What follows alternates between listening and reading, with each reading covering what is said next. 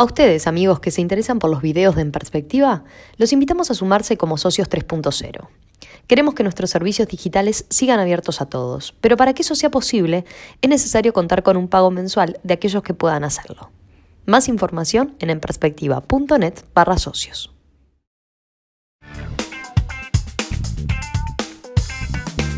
Abrimos, señoras y señores, la mesa de En Perspectiva en este jueves 27 de septiembre del año 2018 con Hernán Bonilla. Buen día. Buen día, Emiliano. Justo te agarré tomando el café. Edgardo Rubianes. Buen día. Esteban Valenti. Buen día. Y Carlos Ramela, que Buen vuelve. día. ¿Qué tal? ¿Prontos? ¿Cómo están? Bien, vamos. Primer tema. Vamos. El PIT-CNT convocó para hoy un paro parcial entre las 9 y las 13 horas bajo la consigna: si a los trabajadores les va bien, al pueblo le va bien. ¿Cuál es el tema principal de la movilización? El rechazo a las trabas que entienden los empresarios están poniendo en los consejos de salarios.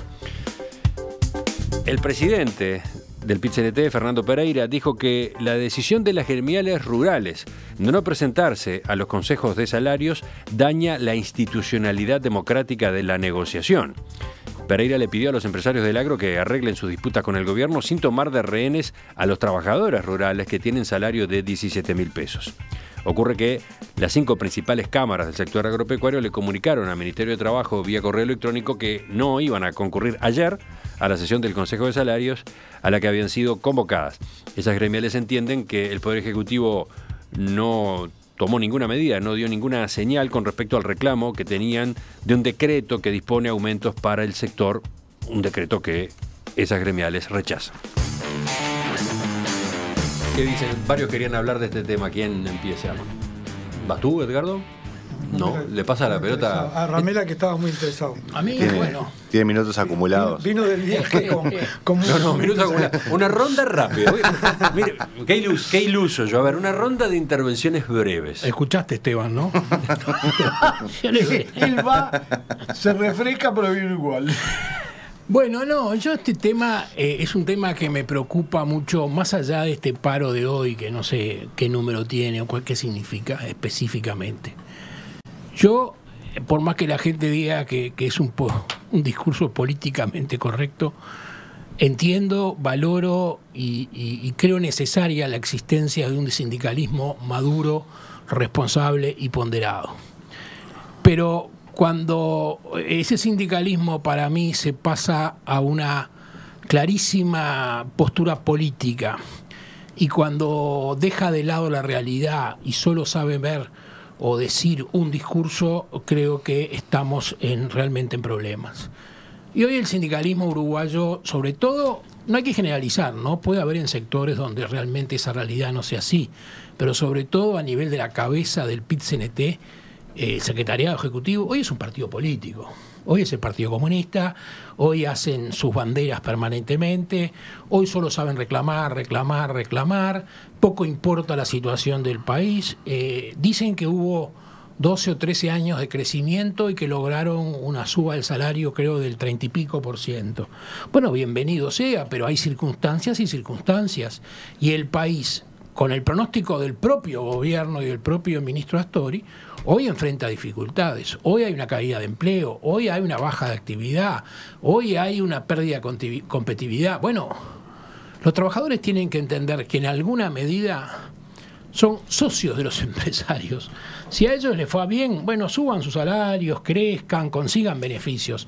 Pero la situación viene difícil y viene distinta. Bueno, actúen responsablemente y busquen de alguna manera acompañar la prudencia que hay que tener en determinados momentos. Esa es la carencia general que yo veo y que me preocupa, más allá de que hay un alineamiento político evidente, hay realidades ya casi vergonzosas, los de Abdala en Venezuela y después cuando volvió y que estaba todo bárbaro, que poco menos que era un invento de los yanquis, cosas por el estilo, demuestra hasta dónde tenemos un sindicalismo. Y dejo para mi segunda intervención, tan breve como esta, las fallas que hay hoy en el marco jurídico. No cabe duda que hoy las huelgas la deciden poquísimas personas, que hay individuos que son profesionales de las huelgas y van de un lugar a otro, que se impide trabajar a las que los quieran trabajar, que se cierran empresas violando todos los derechos y por supuesto el gobierno y Murro miran para el costado. Esteban levantaba la mano. ¿Por qué? Porque en realidad hay una contradicción en lo que decía Carlos, ¿no? Es un partido político, supone que tiene que ver algo con la izquierda. Y sin embargo, es difícil encontrar una fuerza que le haya hecho tanto enfrentamiento al gobierno como al PCNT, ¿no? Es decir, cuando le viene bien hace discursos y cuando le viene bien a ellos te hace una huelga. Ya vamos por el segundo paro general parcial, ¿no? Cuando en realidad todos los datos demuestran que a pesar de la situación económica el salario real sigue creciendo. Y eso es claro, ¿no? Ellos van a decir que eso es mérito de las huelgas. Pero no es así, porque no hay huelga que te cambie la economía. Si vos se te cae abajo la economía de las empresas, etcétera, y vos seguís por el mismo camino, podés, ¿qué decir? ¿Cómo se compensa? Se dice que no es así, pero es así. Teníamos 75.000 trabajadores de la construcción y tenemos 43.000.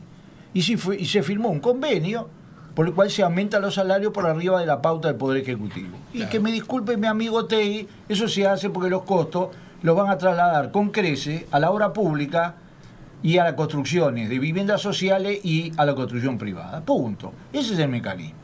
Y quedan 43 y están en equilibrio. Y no están en un momento de descalabro, pero hay 30 y pico mil. Y como en realidad los sindicatos, su eje, estos sindicatos, su eje es los afiliados, los activos, es decir, no son todos los trabajadores, ¿ah? Porque tiene, es cierto, 300.000 afiliados, pero en Uruguay hay 2 veces y media trabajadores que afiliados. Este tipo de cosas, además, tomemos el ejemplo concreto de la negociación salarial del campo. Yo escuché a Murro en ese caso decir que si los trabajadores y las gremiales se querían reunir directamente, porque las gremiales no se salvan tampoco, ¿no? Es decir, les abrió la puerta, reúnanse, discutan y se acabó. Nosotros no intervenimos. Y no, porque en realidad no es que no quieren el decreto. Quieren poner en el Consejo de Salario lo que le critican al movimiento sindical, que pone cosas que no tienen que ver con el Consejo de Salario. Vamos a entendernos, claro. Es decir, llevar al Consejo de Salario todo el conflicto sobre el tema del campo, el costo de la energía, el costo país, es absurdo. Ahí que se reúnan los trabajadores rurales y las gremiales sin el gobierno y que negocien. Lo dijo el ministro, que no tenía ningún inconveniente. Así que yo cuando ahí tengo que darle, le doy, pero no. Ahora, dijimos hay una última. Sí, es más breve. Vas a ver que es más breve que mi amigo. Acá voy a decir esto. Pero también hay un tema de fondo. Y es que cualquier gobierno en el futuro va a tener que definir si gobierna permanentemente para todos los uruguayos o hay un privilegio específico, no para los trabajadores, sino para los sindicalistas. Carlos decía que le gustaría un sindicalismo más maduro. No es maduro, es madurista. Están acercándose. Vino ágil para los juegos de palabras, Hernán. No, digo, porque es sintomático de donde se paran también, ¿no? Pero sobre el tema de la conflictividad y la situación general que está teniendo. Disculpame, ¿viste que anularon todos los sindicatos en Venezuela? Yo no escuché una palabra. Nada, el PCNT no se enteró todavía. A ver, repetí esa noticia, por favor. Maduro anuló todos los convenios y liquidó todos los sindicatos de la administración pública de Venezuela. ¿Ustedes escucharon en el paro de hoy o en una declaración, una protesta de COFE y del PCNT? Ni una palabra. No. Es también sintomático del sindicalismo madurista que tenemos, ¿no? Pero el tema de la conflictividad en general, yo creo que el lema del paro del PIT-CNT es inapelable. Si a los trabajadores le va bien, al país le va bien. Pero también es cierto que si a los empresarios le va bien, al país le va bien. Sí, hay oyentes que plantean eso, ¿no? Si a los empresarios les va bien, al país le va muchísimo mejor. Sin ellos no hay empleo. Depende. Y la gente... En la década del 90 a las empresas les fue bien y el salario real no aumentó como en relación con el desarrollo empresarial. Eso también es cierto. Eso es una realidad objetiva de los 90. El único caso totalmente a ver, acércate más al micrófono. Es que si a los ladrones le va bien, al país le va mal. Y otros oyentes van por el eslogan también, pero lo cuestionan porque les hace acordar a otro, ¿no? Si al campo le va bien, al país le va bien. Ese es un eslogan que ya existe, que hace y quizás sea una respuesta, ¿no? Quizás el eslogan que eligió el PIT-CNT juega con aquel antecedente, ¿no? Sí, Recuerden que hay como una pulseada entre el PIT-CNT y el movimiento Más Unidos que Nunca, ¿no? El de los autoconvocados. Sí, creo que en el fondo lo que hay es justamente dos cosas. Una visión que creo que es de la cúpula sindical, que no es la de los trabajadores. Los quienes están en la cúpula del PIT-CNT defienden determinados intereses que van en cuanto al sindicalismo como corporación y defensa de determinados privilegios que muchas veces no representan a los trabajadores de muchas empresas, que tienen claro la situación, que viven la situación en que está en su empresa y que tienen claro que no se pueden dar tirando de la piola en este momento, porque si no, en vez de tener un punto más o un punto menos de trabajo, se quedan sin trabajo. Y lo que no se está viendo es que por la forma en que viene funcionando el mercado de trabajo en Uruguay, se está ajustando por cantidad y estamos perdiendo, y hemos perdido en los últimos 3 años y pico más de 50.000 puestos de trabajo. Entonces, esa realidad es insoslayable. Y los empresarios también quieren que le vaya bien, y si no le va bien, cierran, y por eso estamos viendo que cierran más empresas que antes. Entonces, hay que dejar atrás esta lógica perversa de lucha de clases y tener claro que hay un punto de convergencia que no termina de entenderse. El trabajador que está en la empresa lo sabe. El que no lo termina de entender es el sindicalista que está en la cúpula, o mejor dicho, lo entiende pero defiende otros intereses.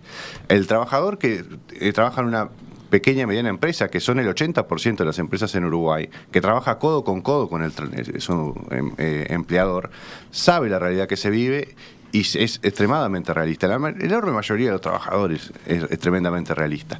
Tenemos un problema en el que la cúpula sindical no termina de captar eso y terminamos en una lógica dialéctica absurda en donde entran cosas como la defensa de Venezuela, aunque le pasen por arriba de los sindicatos, pero no el bajado a tierra a la realidad uruguaya. Si las negociaciones pudieran ser más descentralizadas, seguramente andaría mucho mejor, habría más empleo y a la larga habría mejores salarios, porque la forma en que se conduce la cúpula del PIT-CNT termina atentando en el corto plazo el empleo y en el largo plazo, por no generar las condiciones adecuadas para el desarrollo de la economía, también los salarios.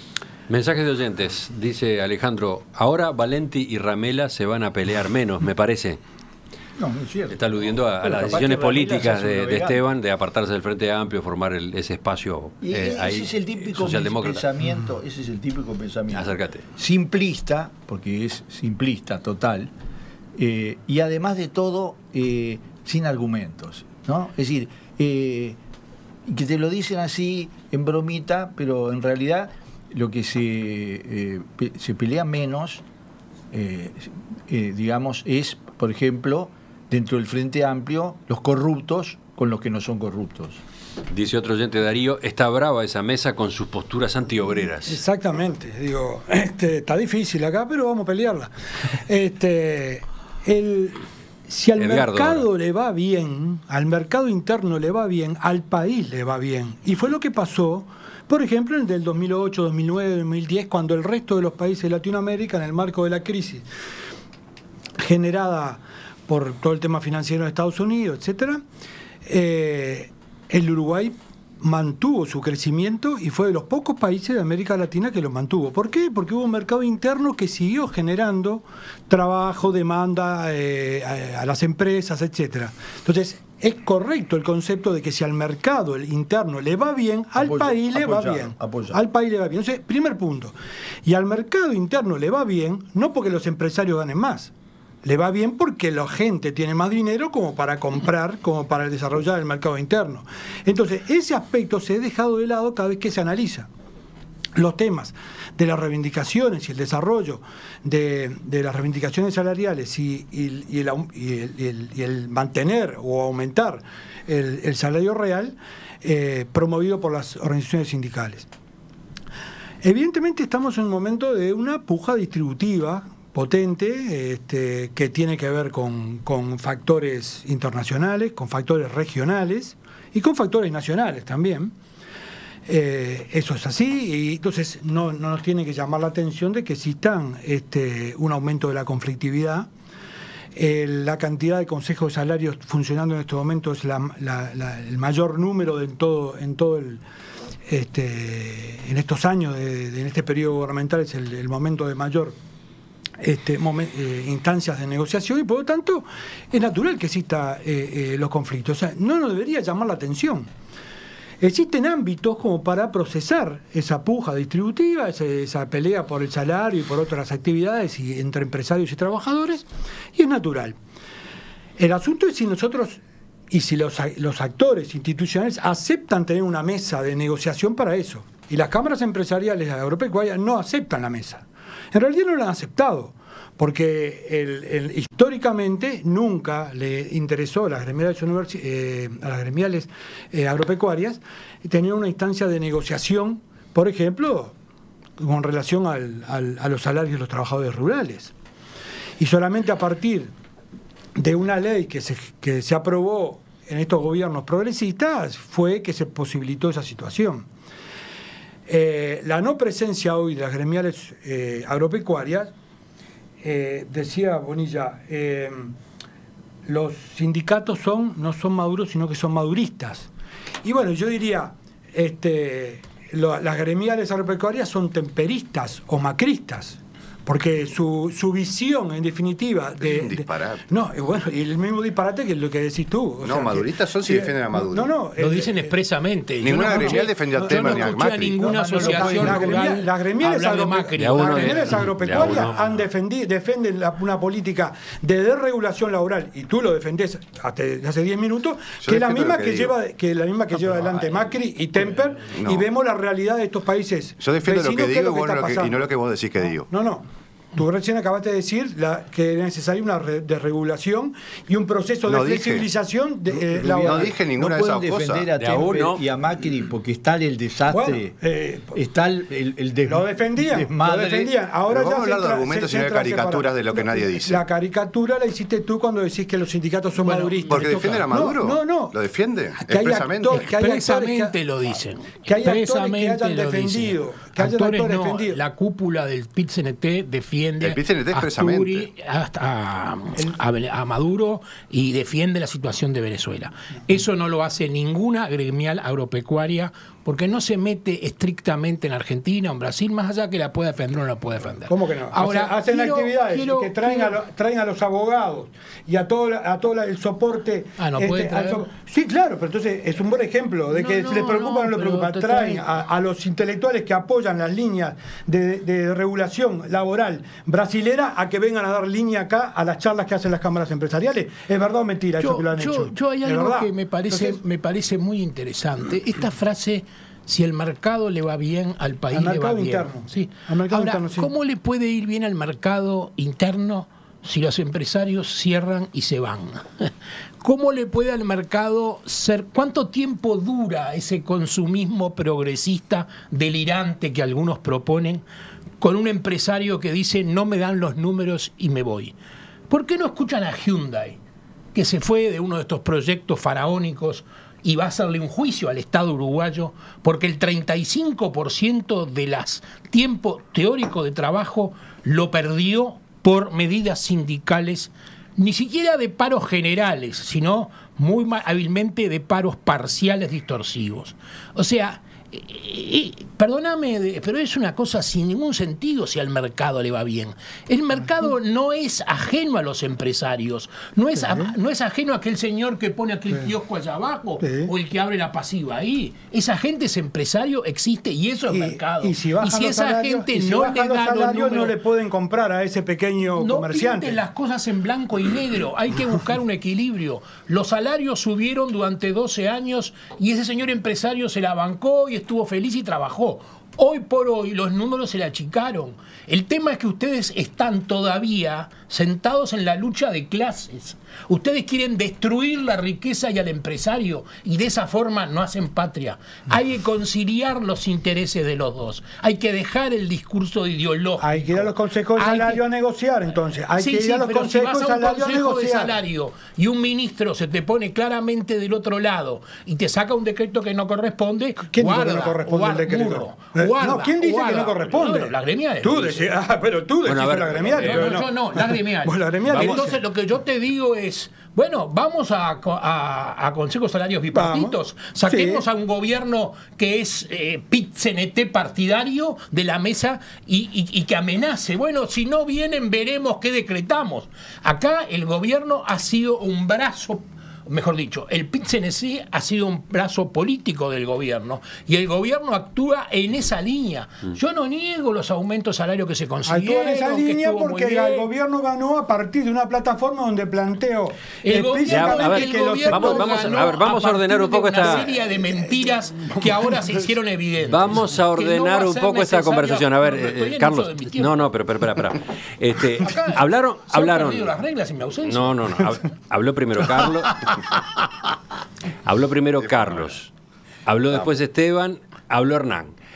Cada uno habló prácticamente sin interrupciones. Cuando le tocó a Edgardo, que casualmente está en una posición minoritaria, se lo interrumpe todo el tiempo. Minoritaria no, bueno, bastante minoritaria, pero se lo interrumpe todo el tiempo. No ha podido hacer. Terminó hace rato. No ha podido hacer la intervención larga que ustedes hicieron en cada uno de sus turnos. No, yo entré después. Atinado. Yo entré después con la segunda vuelta.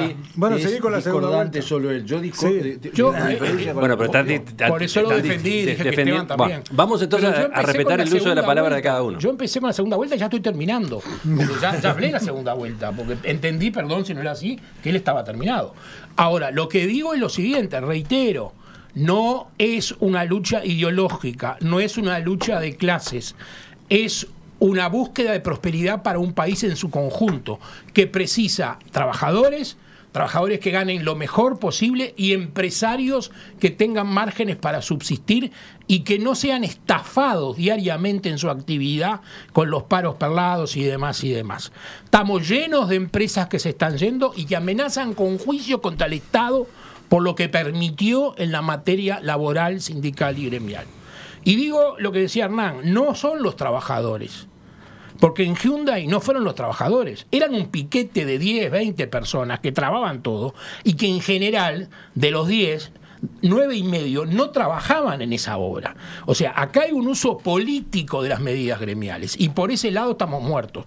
Ahora, que el trabajador prospere, bienvenido, es bueno no solamente bueno, es justo, corresponde, pero es bueno para la economía, pero dentro de un equilibrio y hoy no están viendo ese equilibrio.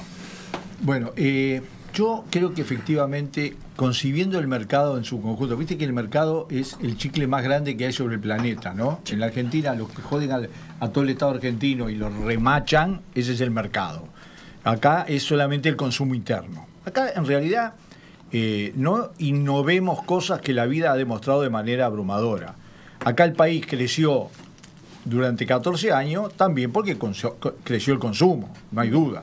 Segundo, hoy tenemos el peor registro de índice de consumidor, que en realidad es de confianza en la economía, que existe en los últimos 10 años. Y eso es preocupante para el gobierno también. Esto es preocupante para la izquierda, esto es preocupante para cualquiera que tenga responsabilidad. ¿Es culpa de los salarios? Decir eso de esa manera es volver a un pasado que ya... Yo no lo dije. Yo no lo digo que vos lo has dicho, yo estoy hablando en general. No, está bien. Es falso, es decir, no es culpa de los salarios. Ahora, también decir que los salarios no tienen nada que ver con la ocupación es falso, tiene que ver. Hay situaciones en las cuales hay que compatibilizar las situaciones. También es cierto que la creación de empleo no es solo por el consumo, ni mucho menos. Es decir, desde Marx y todos sus adversarios, la creación de empleo depende de la inversión. Y hoy estamos con un nivel de inversión muy baja. Entonces, si nosotros a todas las tensiones que tiene la economía... En todo. El nivel de inversión bajo, pero no es exclusivamente de Uruguay, es una nueva realidad regional e internacional. Claro, pero como nosotros nos enorgullecimos de haber alcanzado los más altos niveles de inversión, ahora tenemos que mirarlo con realismo. Y yo digo lo siguiente, nosotros necesitamos que en esta situación, que en la Argentina empeora todos los días, porque cuando empezamos a discutir, nadie pensaba que 3 meses después renunciaba el del Banco Central. El préstamo nuevo que consiguió este hombre es para gastarlo, se lo van a tirar por la ventana del cambio. La inflación ya está arriba del 40%, todo lo que está pasando en la Argentina y lo que está pasando en Brasil, que gane quien gane, tiene una situación muy complicada. Yo creo que sería un momento para que nos dejáramos de los esquemas tradicionales y todos buscáramos un camino que preservara lo fundamental. Porque acá el problema es cómo vive la gente, cuán vive la gente. La gente no se puede considerar estadísticamente. Si vos tenés 55.000 personas que no laburan, la gente en su conjunto vive peor. ¿tá? Y si nosotros fuimos orgullosos, digo, la izquierda estuvo orgullosa de que creó 300.000 puestos de trabajo, y es cierto que se crearon cuando teníamos casi 30% de desocupación, ahora tenemos que estar más que preocupados. Y preocupación quiere decir regular el mercado laboral como para que sea soportado por las empresas, porque no hay ley que te resuelva ese problema. Regular los mecanismos, por ejemplo, de poner algunos insumos energéticos, etcétera, a un costo competitivo para mejorar las inversiones, porque no hay decreto que te traiga inversiones, si no tenés determinadas condiciones. Y tratar de encontrar un camino. Ahora, que todo el mundo acá mordisquea para el lado de él, no tengas duda. En toda parte del mundo. Bueno, por eso la lucha de clase existe. La querés llamar diferencia de intereses, la querés llamar... Bueno, está claro que las gremiales de campo, lo repito, podrían ir perfectamente, si no quieren al gobierno partidista o al gobierno, podría ir perfectamente a negociar.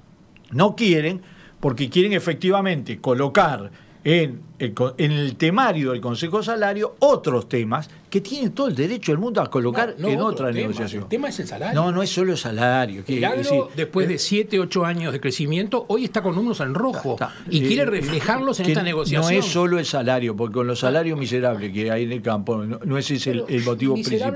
Ahora, lo que hay una situación compleja es que efectivamente hay que ajustar muchas cosas, porque si no, en esta discusión, el próximo gobierno, sea de quien sea, va a tener una situación inmanejable. ¿Tá? Inmanejable. Y sí. Hernán, Edgardo, cerramos. Yo creo que lo primero es que tratemos de mantener una discusión en términos de basado en los hechos.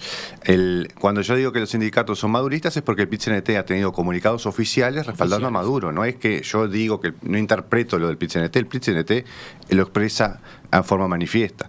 Después, vamos a hablar sobre Uruguay y no sobre traer cosas de... A Temer lo eligió Dilma, no lo elegí yo.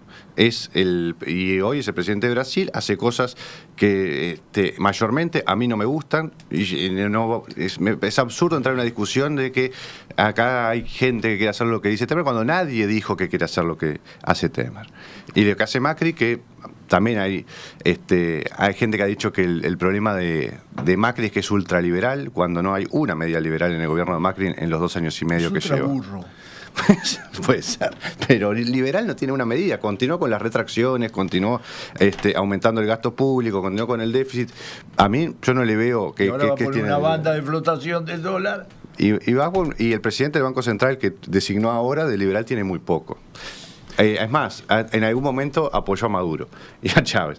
Pero sobre el tema de fondo, hay un tema que me parece que es lo que decía Esteban al final. Hay un problema clave que es la inversión. ¿La economía puede crecer por el aumento del consumo? Sí. En los últimos años la economía uruguaya continuó creciendo poco porque fue aumentando el consumo y las exportaciones algo. Ahora, ese crecimiento es de tiro corto. Si queremos que la economía uruguaya crezca en el largo plazo, tiene que aumentar la inversión, y para que aumente la inversión tiene que mejorar las condiciones para las empresas, tiene que mejorar el problema de la competitividad y de la rentabilidad, y a partir de ahí también van a mejorar los salarios.